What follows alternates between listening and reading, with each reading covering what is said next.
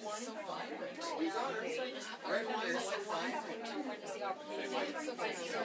Perrier coming up. White wine.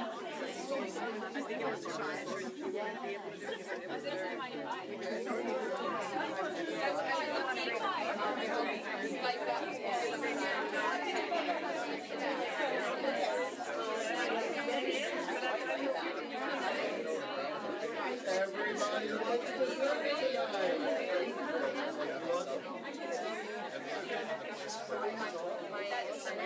likes dessert tonight. Put it all together.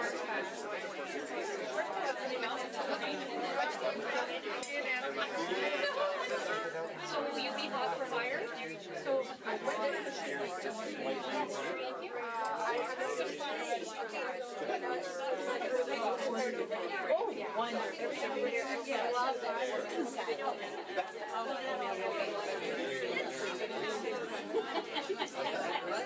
We get a deal on it. We'll get Rick to give you. We'll get Rick to give you rules. there we go.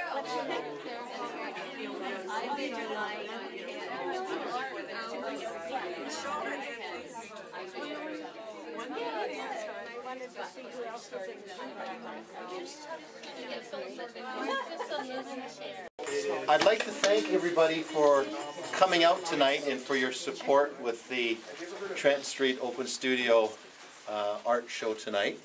And as a special guest, many of you know, we've invited Phyllis Sirota, esteemed artist, to speak a little bit about her experiences with the art therapy program held at Eric Martin, and possibly do a reading from her book called Painting My Life. It's an incredible book.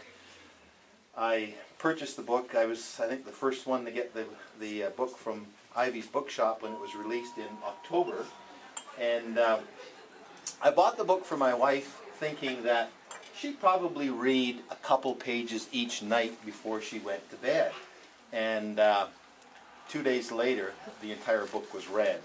So she then passed the book to me.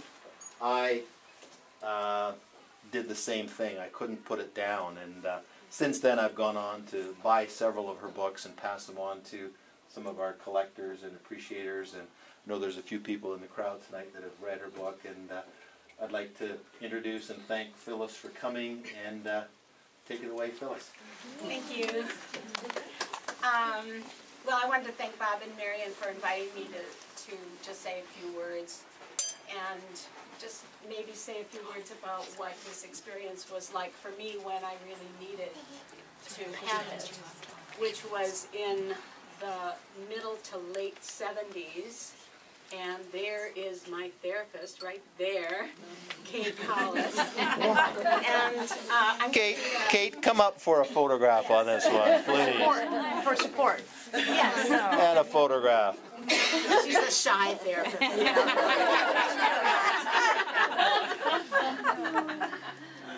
You didn't get it, did you? And Turn around.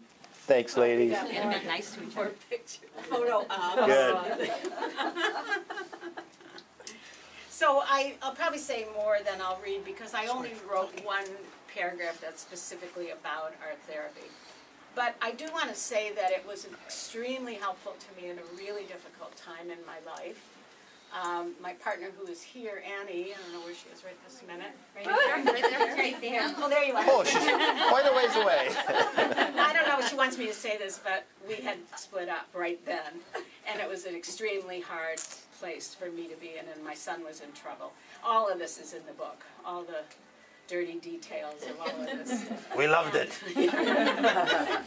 And I really didn't know what to do and ended up going down to the basement of Trent Street and starting to paint and throwing paint, and I was mad and, you know, all of that. And through that, I started to see Kay. I started to come back to myself. And I actually wanted to say one thing that was just a very simple thing that came out of the art therapy. And I never really thanked you for this. like, I remember once she said something to me about my breathing. And, you know, I didn't know anything about breathing. This was in 1977 or something. Nobody breathed in 1977. And then they didn't have any time to breathe in the 70s. Yeah. I trained in breathing, actually. So she had me exhale for long periods of time. And, you know, it was like, it changed everything. And it does change things, you know, all that breathing stuff really does work. So that was a simple part of it. And all the rest was, you know, painting and looking at the paintings. And I do believe, and I wanted to say this for sure, that we have to expose what's going on in our lives in order to heal them. And that's what this experience was for me, and I believe it is for everyone that goes to art therapy. I'm a really strong believer in that. So I wanted to congratulate the people that are showing their work tonight, and I met a couple of people, and I know that when I was in art therapy, nobody wanted to show anything. And it's probably somewhat like that now, still. So we just kind of were hidden away in that basement. And I always thought nobody knew who I was because I was in that basement. And I remember a day that I made 8 paintings in that basement. I used to just paint like mad, you know, like one after another. And a lot of them were abstracts, and I learned to throw paint then, and I still do throw paint. I love throwing paint. So I want to encourage anyone that is having any problem in their life to think about that as an option. It's a really, really good program. And some of the people are here tonight that are part of that. So I'll just read this one, well, 1 or 2 paragraphs. What I also did was go into art therapy 1 day a week. I went to the basement of the large mental hospital and painted with a group. The materials were gloppy, acrylic base with color added, and white house paint. We worked on paper, either newsprint or manila, very cheap, not at all precious. After painting, we talked about our work and what was happening in our lives.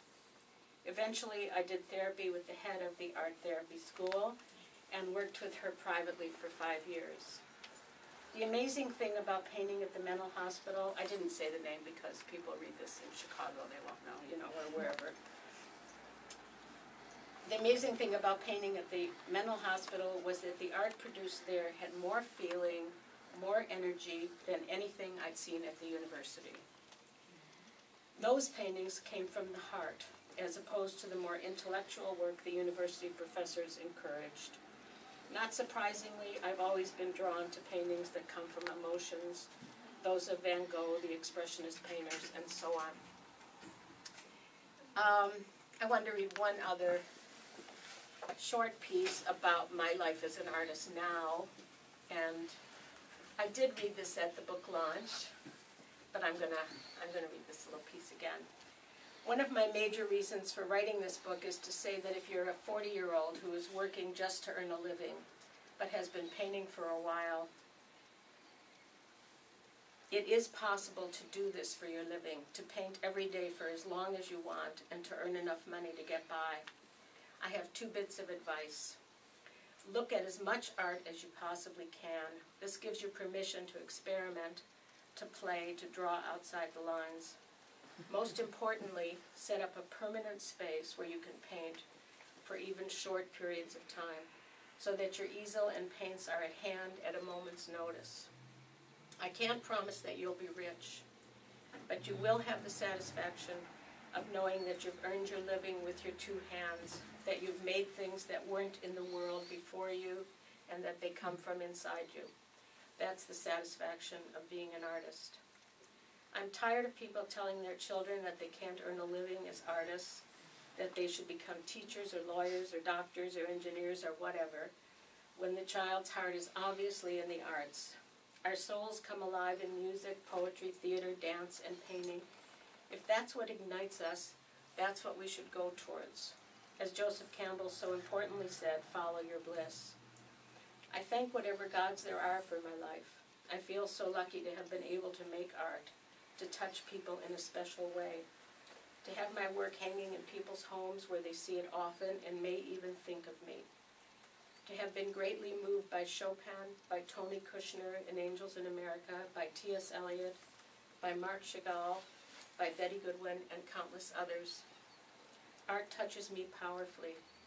I feel it strongly in my head and in my heart simultaneously. Is this so only because art has been my life? Do you feel it too? Lovely. So, I'd like to propose a toast to say thank you to Phyllis and to the art therapists at Trent Street, Francis, Allison, Michelle, where are you? She gone? There she is. And to Phyllis for sharing and being so brave to come tonight. Thank you. Cheers. Cheers.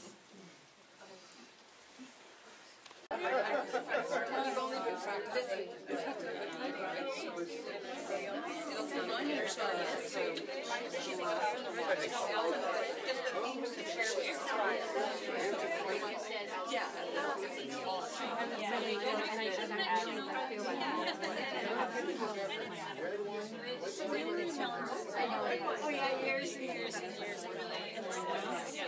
Well, that's what we're discussing when he went to. He's official, but I was saying that there was no claim in those books like 6 months ago.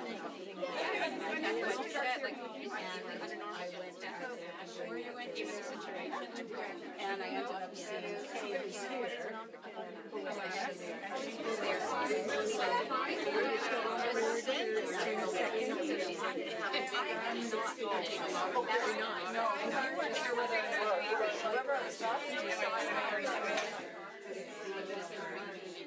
Hello, Phyllis. Oh, hi, how are you? Good. You look fabulous.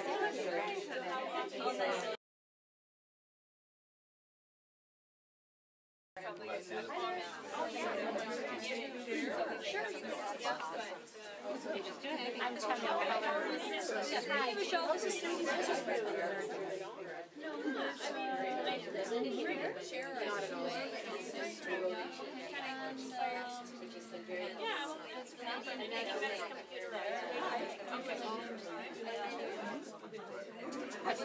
Sounds like